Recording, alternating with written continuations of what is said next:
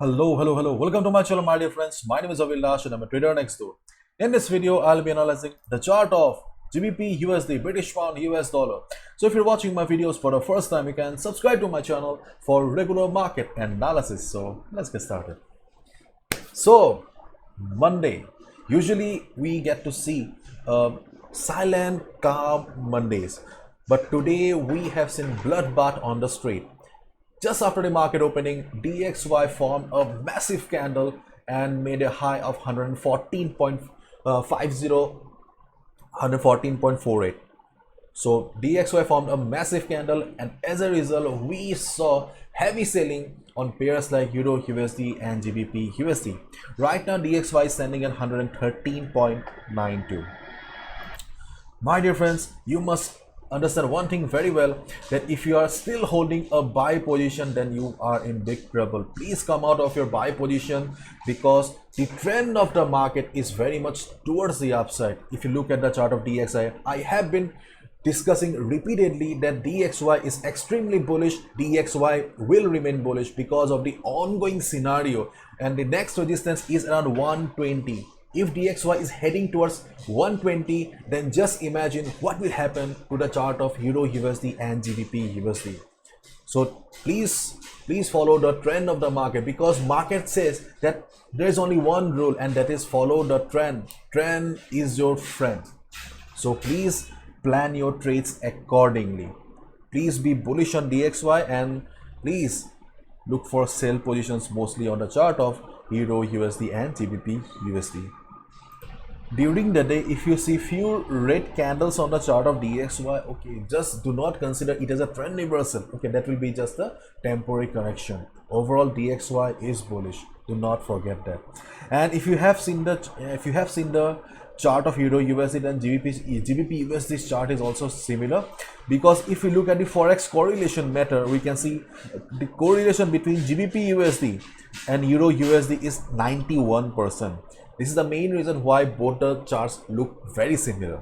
Okay, and the charts look similar means the trading strategy will also be similar. If you have watched my previous video on GBP USD, hopefully you made a very big fat profit right after the market opening. Already I have received 5 to 6 emails that right after the market opening you have made good money.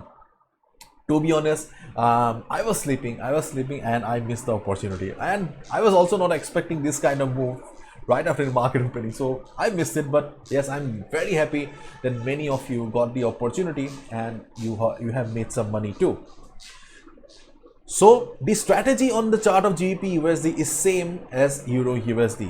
Okay, sell on rise. Whenever we see a market like this in downtrend, we should look for the highs, okay, so that we can take a sell position at the resistance. So if market goes up, as you can see that after making a low of 1.0359, market is trying to recover. If market goes up, okay, if market goes up from here, try to observe the market around 1.0690 to 1.0700. You need to observe the market around this level here. Okay, just observe the market and see how the market reacts, because we have got Fibonacci 23.6% retracement level. Fibonacci 23.6% is not a very strong resistance, but still in this type of market scenario, okay, we can expect the market to reverse. So observation will be very important. After all, this is the main difference between a trader and a gambler. A trader only trades when he thinks the opportunity is right, and a gambler trades randomly like a crazy person.